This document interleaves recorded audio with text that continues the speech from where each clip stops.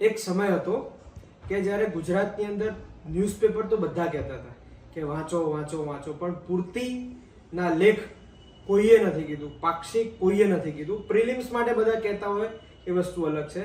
અને GPSC mentors આજથી 1.5-2 વર્ષ પહેલાથી જ્યારથી ચાલુ કર્યું ત્યારથી ખાલી કહેતું નથી કે ન્યૂઝપેપર વાંચો, પૂર્તિ વાંચો, પાક્ષિક વાંચો, હાઇલાઇટ કરીને આપે છે પહેલા જ દિવસથી. એટલું કે તમને જેટલું કામનું છે એટલું જ વસ્તુ આપવામાં આવે છે. અને પહેલો દિવસ પણ ત્યારે હતો અને આજનો દિવસ પણ અત્યારે છે. હવે આગળ જે 30-40 મિનિટનો વિડીયો તમે જોશો એ છે સુભાષચંદ્ર બોઝ મેન્ટરશિપની અંદર આપણે જે ટોપ સ્ટોરીઝ ઓફ ધ વીક કરીને એક સેશન લઈએ છીએ અને ડીવાયએસઓની મેઇન સુધી લેવાના છીએ, કન્ટિન્યુ કરવાના છીએ. હવે એની અંદર છે શું, તો ગુજરાત સમાચારનો, ન્યૂઝપેપરનો એક ખૂણો અને જેટલી પણ પૂર્તિઓ છે એનો એક ખૂણો આપણે અંદર જે હાઇલાઇટ કરવાની જરૂર છે એટલું કરી અને એને કઈ રીતે લિંક કરવાનું, કઈ રીતે એનો ઉપયોગ કરવાનો એ આપણે શું કરીએ છીએ, એ સેશનની અંદર લેતા હોઈએ છીએ.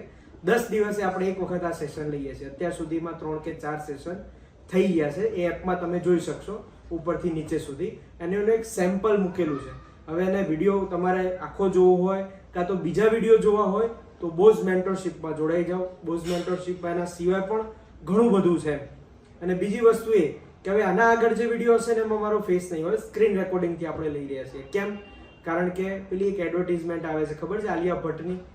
એમાં શું કહે છે, इसमें પેલું કોઈ ટૂથપેસ્ટ કે જે કોલગેટ ને બધાથી અલગ છે, એમાં શું કહે છે, इसमें झाग का मजा नहीं आएगा, क्या मिलेगा, असर. તો ઇફેક્ટિવનેસ માટે આપણે વધારે ઝૂમ કરીને એને સારી રીતે હાઇલાઇટ કરી શકીએ, વ્યવસ્થિત રીતે એના ઉપર લખી શકાય, બોર્ડ ને બધું છે સુવિધા, પણ જ્યારે જેવી જરૂર હોય એવું વપરાય. તલવારની જરૂર હોય ત્યાં તલવાર હોય, ટાંકણીની જરૂર હોય ત્યાં ટાંકણી હોય. તો આગળનો વિડીયો જુઓ અને પછી બોઝ મેન્ટરશિપ જરૂર લાગે તો પરચેસ કરી લો. તો ગયા સેશનમાં ને આ સેશનમાં ફરક શું? ગયા સેશનમાં આપણે અઠવાડિયાનું કે 10 દિવસના જેટલા પણ ટોપ સ્ટોરીઝ હતી એ લીધી હતી.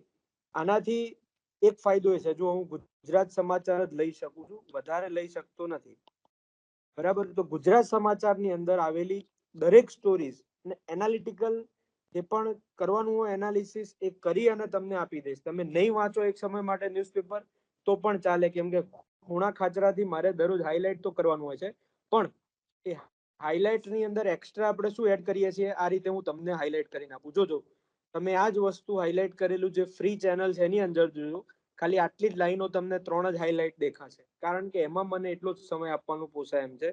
તમે મિત્રો પૈસા આપીને જોડાયા છો તો તમારા માટે હું એક્સ્ટ્રા મહેનત કરવા માટે તૈયાર છું. આ બધી જે એક્સ્ટ્રા મહેનત કરી છે, જે અંદર હાઇલાઇટ કર્યું છે, લખ્યું છે, આ બધું હાઇલાઇટ કરેલું તમને એ જે ચેનલ છે એની અંદર નહીં મળે.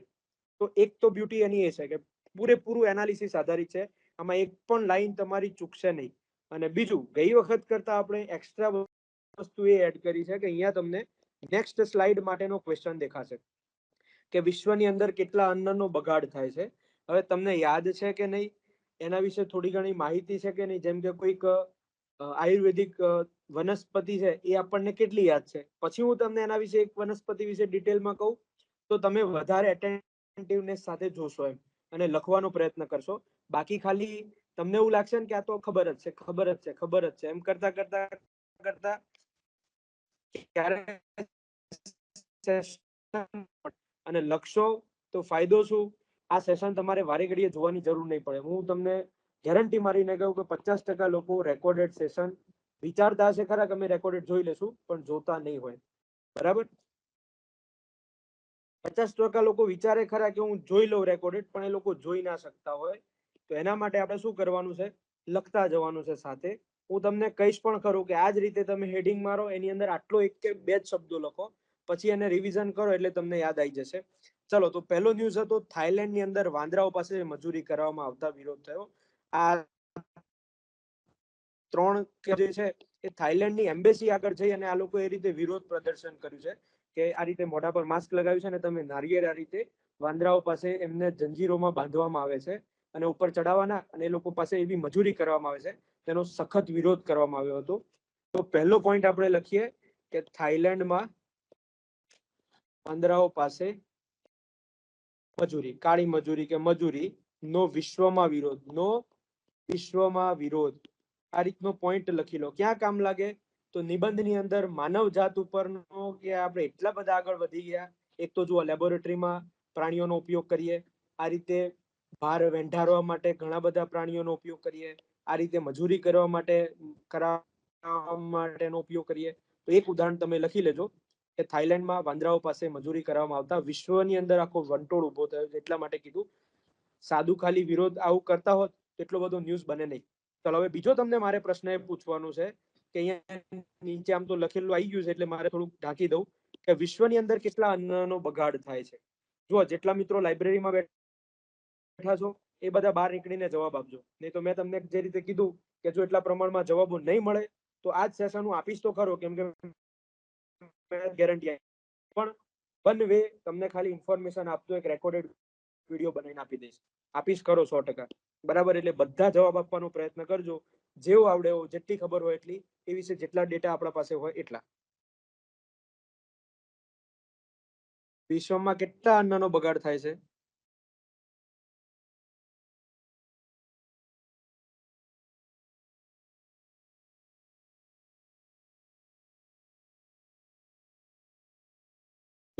તો તમારા સામે છે.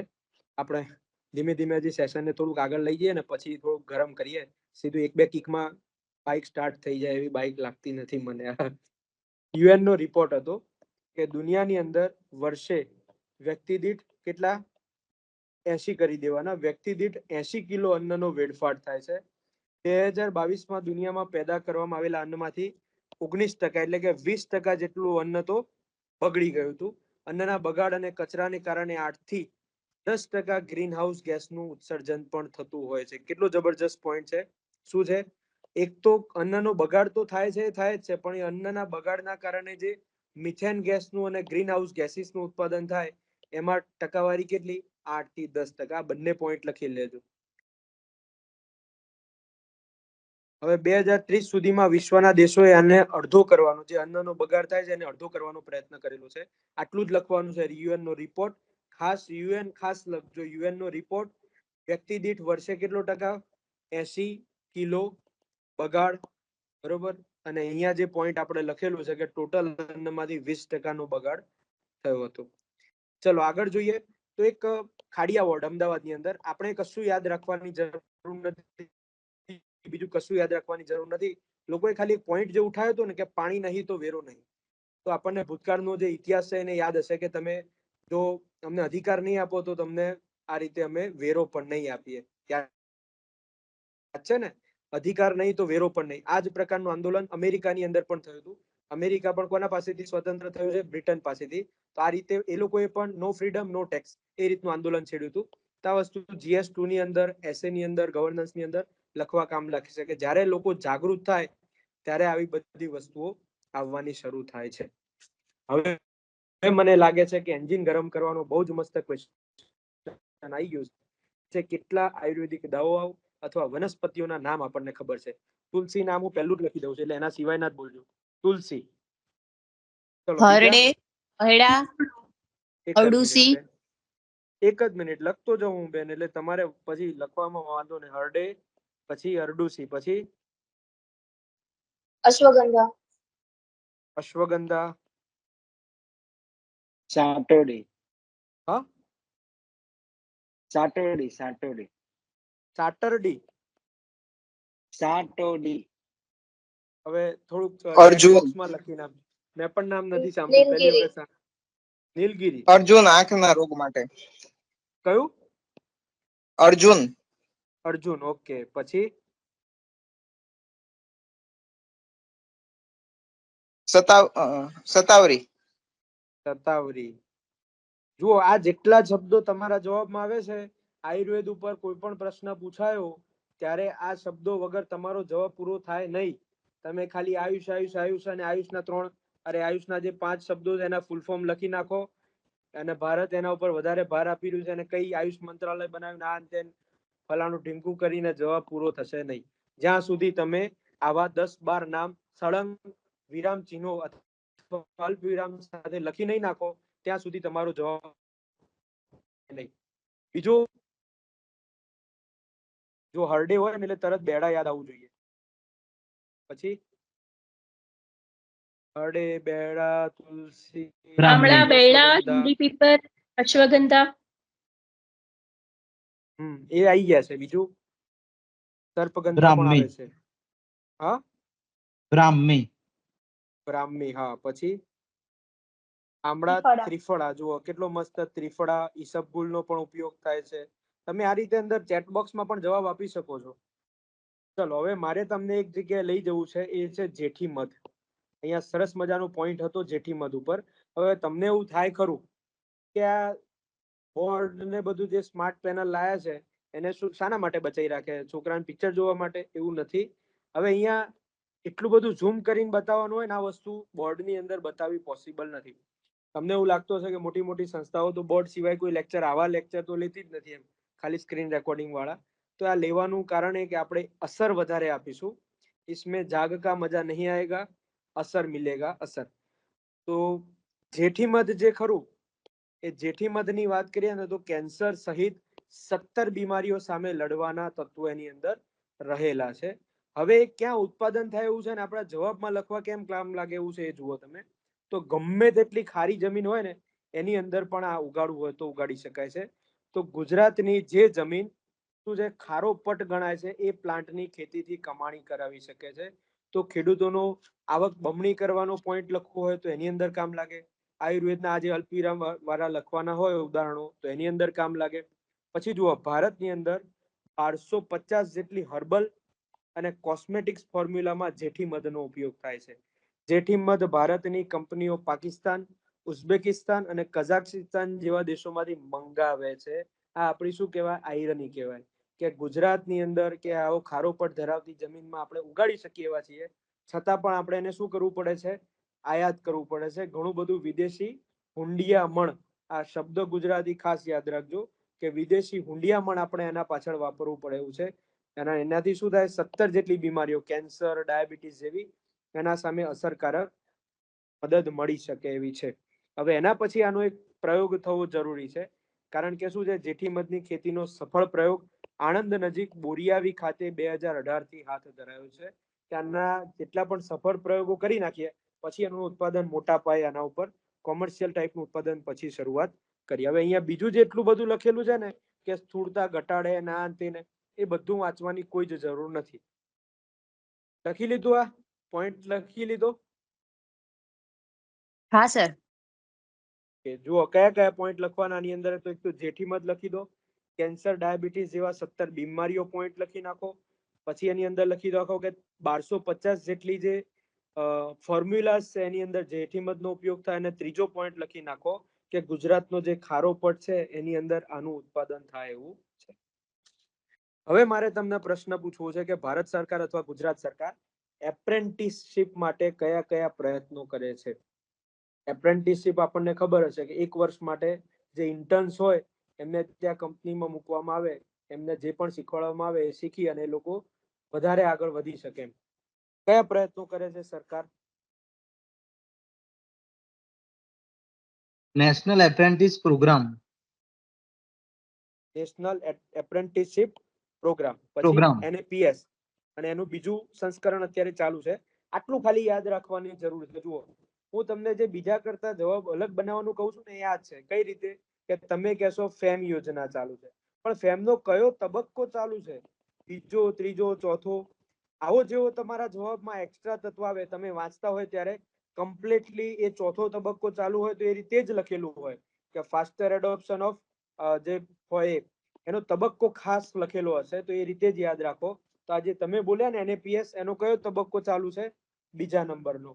ગુજરાત સરકારની યોજનાની વાત કરીએ તો મુખ્યમંત્રી એપ્રેન્ટિસશિપ યોજના ચાલુ છે. હવે એના ઉપર સરસ મજાનો પોઈન્ટ એ હતો કે ભારતની 1,80,000 કંપનીઓને એપ્રેન્ટિસ રાખવાનું સરકારે એક વલણ પહેલા નિર્ણય લીધેલો હતો, બરાબર. પણ કંપનીઓ રાખતી નથી, કારણ કે એકદમ નજીવો દંડ વસૂલવામાં આવે છે. દર મહિને ખાલી 500 રૂપિયા વસૂલવામાં આવે એપ્રેન્ટિસશિપ દીઠ. કે તમને 1000 રાખવાનું કીધું હોય અને જો નહીં રાખો તો ગુણ્યા 500 કરીને મહિનાના સરકારને આપી દેવાના. એ લોકો એમ સમજતા હશે કે જવા દો 2-5 લાખ રૂપિયામાં કઈ વેલ્યુ એડ થતી નથી. પેલા લોકોને શીખવાડવાનું, ત્યાં એ લોકોને સાચવવાના, ના તેને બધા ખર્ચા વધી જાય.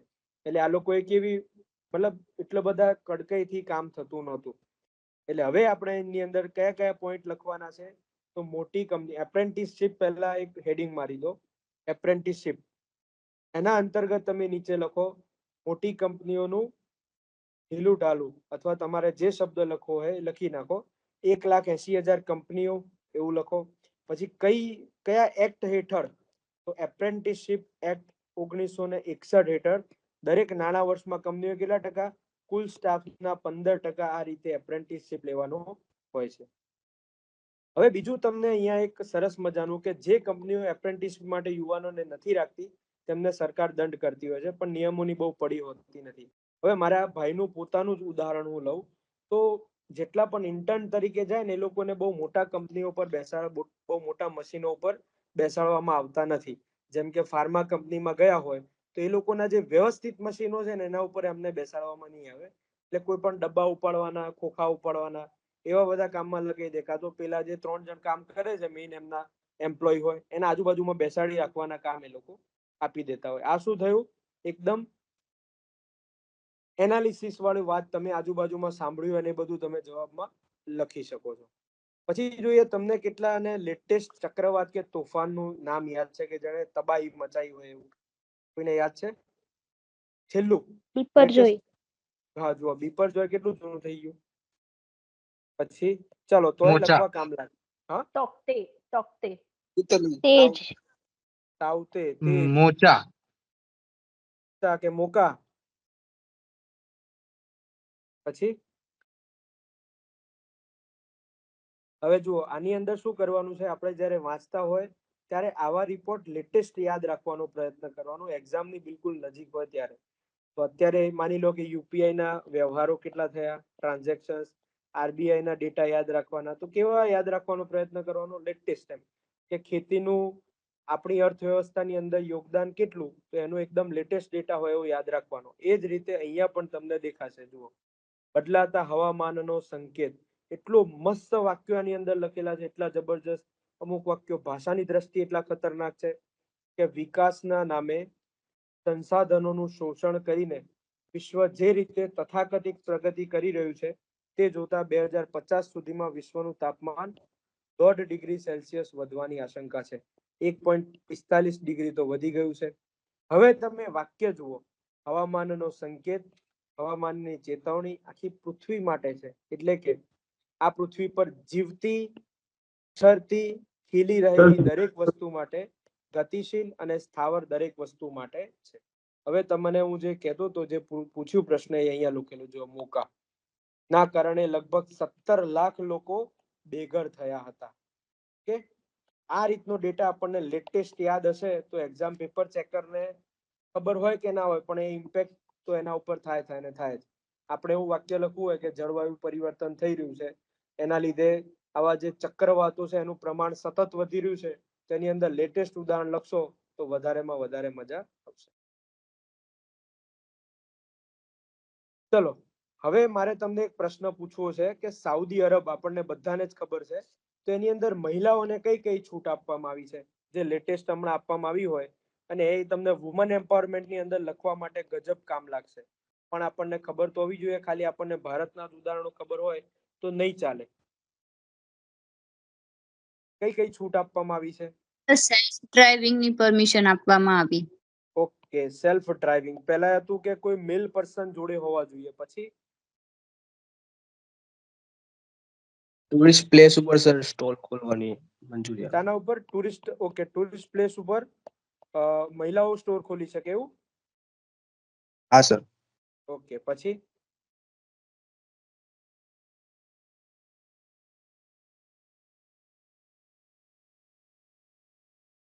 જુઓ આને તમે વાક્યમાં કઈ રીતે ઉપયોગ કરી શકતા હતા? અહીંયા આપેલું છે સરસ મજાનું કે રૂઢિચુસ્ત સાઉદીની યુવતી મિસ યુનિવર્સની સ્પર્ધામાં ભાગ લે છે.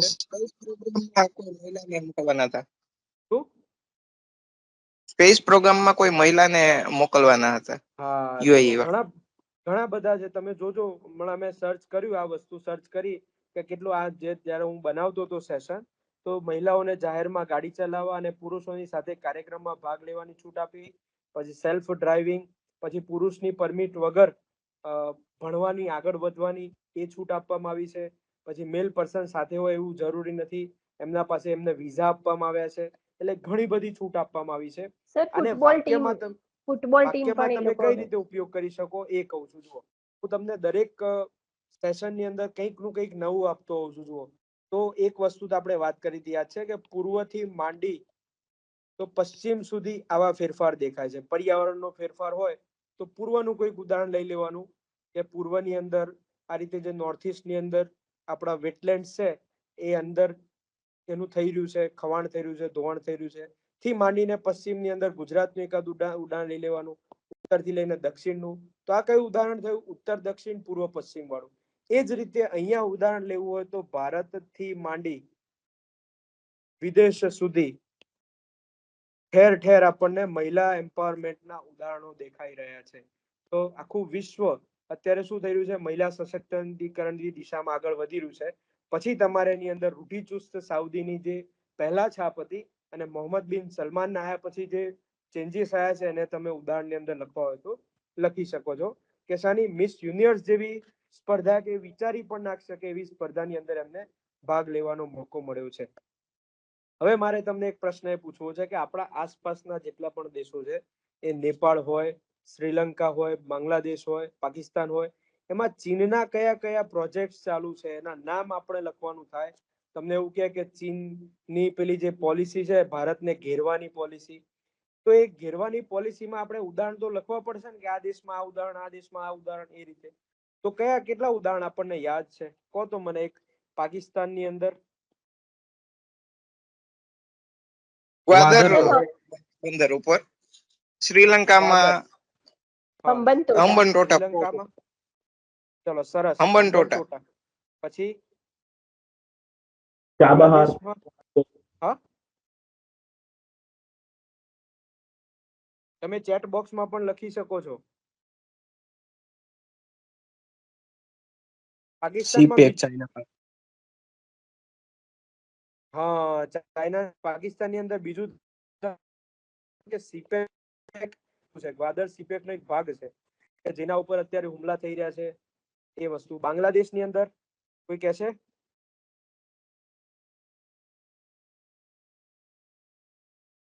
જુઓ, અહીંયા આપણો જવાબ બાંગ્લાદેશમાં ક્વિટ બીજા, ઇન્ડિયા, હા, બાંગ્લાદેશમાં ક્વિટ ઇન્ડિયાની મૂવમેન્ટ ચાલુ છે અત્યારે.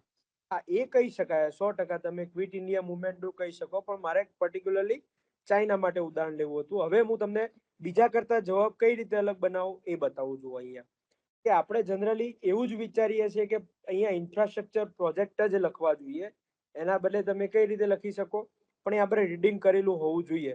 તો બાંગ્લાદેશની અંદર મિત્રો જે ફાઇનાન્સના જે પ્રોજેક્ટ છે ને, એ ફાઇનાન્સના પ્રોજેક્ટ કોના હસ્તક જઈ રહ્યા છે? બધા ચાઇનાના હસ્તક. એ પછી એનું જે પેલું શેર માર્કેટ ને શું કહેવાય, સ્ટોક એક્સચેન્જ, તો સ્ટોક એક્સચેન્જ કોના હાથમાં ગયું છે? ચીનના હાથમાં ગયું. તો અહીંયા લખવાનું કઈ રીતે? તો ઇન્ફ્રાસ્ટ્રક્ચરના પ્રોજેક્ટથી માંડીને ઘર બનાવવાના પ્રોજેક્ટ હોય, કે આ રીતે આર્થિક પ્રોજેક્ટથી માંડી અને બીજા, એ રીતે તમારે અહીંયાથી માંડીને અહીંયા સુધી, અહીંયાથી એટલે અલગ અલગ આપણા જવાબની અંદર ડાયવર્સિટી હોવી જોઈએ. મેઘ ધનુષ્યના જેટલા કલર છે ને એ આપણા જવાબમાં હોવા જોઈએ. આ તમે વાંચી લેજો કે કઈ રીતે ફાઇનાન્સ પ્રોજેક્ટને ચાઇના સપોર્ટ કરી રહ્યું છે. ઓકે, તો અહીંયા આ રીતનો મસ્ત મજાનો ડેટા આપેલો હતો. અહીંયા તમે એની વાત કરી લીધી છે કે નેપાળને પણ સમજાયું કે ચીનના પ્રોજેક્ટમાં ફાયદો તો ચીની કંપનીઓને થઈ રહ્યો છે. નેપાળની અંદર ધીમા નેપાળમાં મોટો વર્ગ છે કે જે ચીનના પ્રોજેક્ટનો વિરોધ કરે છે. માલદીવ જતા ચીનના જહાજને જ્યારે, હવે જુઓ એકદમ બેઝિક અને ટુ ધ પોઈન્ટ ઉદાહરણ કે જે કોઈ ન્યૂઝપેપરની અંદર ક્યાંય આપણા વિઝનની અંદર કે ક્યાંય આવતું નથી. આવું ઉદાહરણ તમે ક્યાં લખી શકો? એસેની અંદર તમારી પાસે એસેમાં લખવા માટે ભરપૂર સ્પેસ છે. એમાં એવા ઉદાહરણ લખશો રિયાલિસ્ટિક તો વધારે મજા આવે. કેવું ઉદાહરણ? તો માલદીવ જતા ચીનના જહાજને જ્યારે શ્રીલંકાએ પોતાના બંદર પર રોકાવાની પરવાનગી ન આપી, ત્યારે ચીનનું જે સરકારી અખબાર છે ને, ધ ગ્લોબલ ટાઈમ્સ, એને સીધી ધમકી આપી દીધી કે શ્રીલંકા ચીનની આર્થિક મદદ મેળવે છે તો સહયોગ આપે, નહીં તો બીજો રસ્તો કાઢે. એટલે કે કરજ ચૂકતે કરે. ચીનની આ ભાષા તેની દાદાગીરીની નિશાની છે. આખો જેટલું હાઇલાઇટ કર્યું છે ને, પરફેક્ટ એના એ જ શબ્દો સાથે તમે સીધા એક્ઝામની અંદર લખી શકો છો. પણ ક્યારે એનું રિવિઝન થયું હોય અત્યારથી. જો અહીંયા એવા જ સ્ક્રીનશોટ લીધા છે, એવા જ ન્યૂઝ લીધા છે કે આજથી 6 મહિના પછી પણ તમને કામ લાગે. એવા ન્યૂઝ નથી લીધા કે 2 મહિનાનો ડેટા ને આ ને તે, બરાબર. બહુ સમજી વિચારીને સેશન લેવાનો પ્રયત્ન કરીએ છીએ. હવે અહીંયા કશું કામનું નથી, ખાલી એક જ શબ્દ કામનું છે, સાઉન્ડ લિમિટર. તો હાઈકોર્ટનો આદેશ હતો કે સાઉન્ડ લિમિટર વિનાના જેટલા પણ ડીજે, ટ્રક, પછી લાઉડ સ્પીકર, સાઉન્ડ સિસ્ટમ હોય એને પ્રતિબંધિત કરવા જોઈએ. અને ગુજરાત હાઈકોર્ટના આદેશના પગલે કોણે આ પગલું ભર્યું છે? તો સરકારે જાહેરાત કરી છે કે આના વગરના, એટલે કે સાઉન્ડ લિમિટર વગરના જેટલા પણ આવા સાધનો હોય, તમે જોતા હશો કે અત્યારે હવે બીમ ને કોલમ ને બધું કોના માટે વપરાવા માંડ્યું છે? ડીજે માટે, કે આટલી કોલમ લઈને આવજે ભાઈ, આટલા બીમ લઈને આવજે. તો એ ગજબ વસ્તુ. તમારે રિયલ એનાલિસિસ લખવું હોય તો આ રીતે તમે લખી શકો છો. ચલો, હવે પછીનો એક પોઈન્ટ આવે આપણો કે ઉમેદવારનો ગુનાહિત ઇતિહાસ આપણે જાણવાનો ખરો કે જે ચૂંટણી અંદર એના માટે સુપ્રીમ કોર્ટે કે હાઈકોર્ટે કોઈ ચુકાદો આપેલો યાદ છે કોઈને?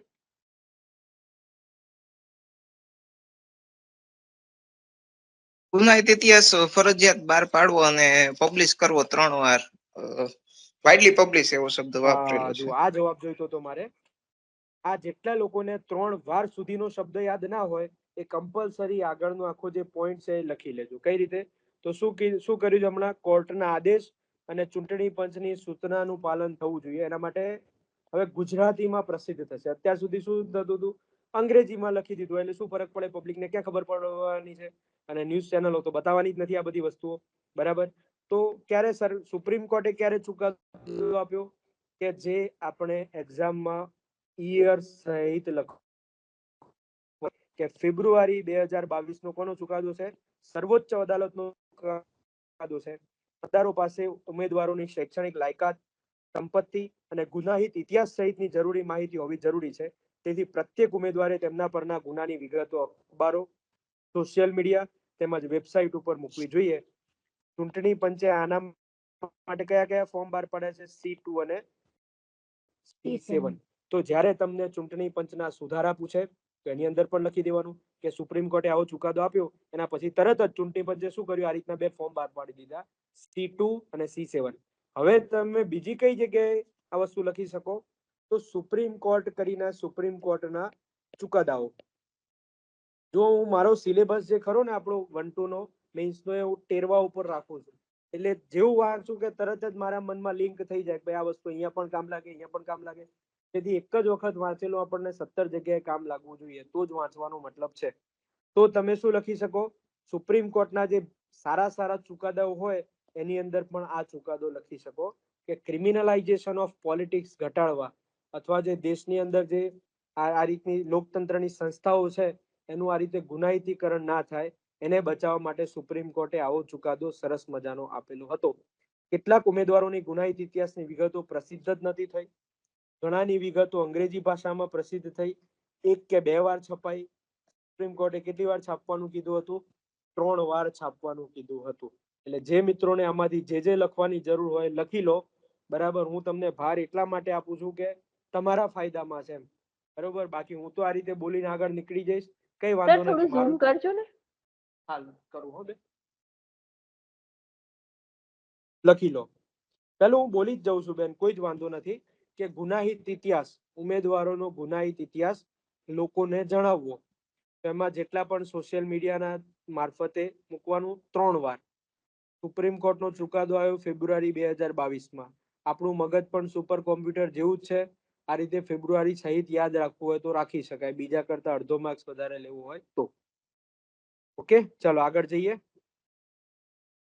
ચલો હવે જોઈએ આપણે મિત્રો કેમિકલનું ગંદુ પાણી.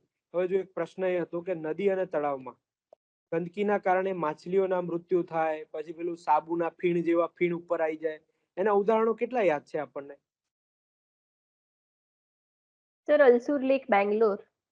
બેંગ્લોરનું કયું લેક? અલસુર લેક, અલસુર. બેંગ્લોરનું અલસુર લેક. ચલો સરસ. પછી બીજું? ગંગામાં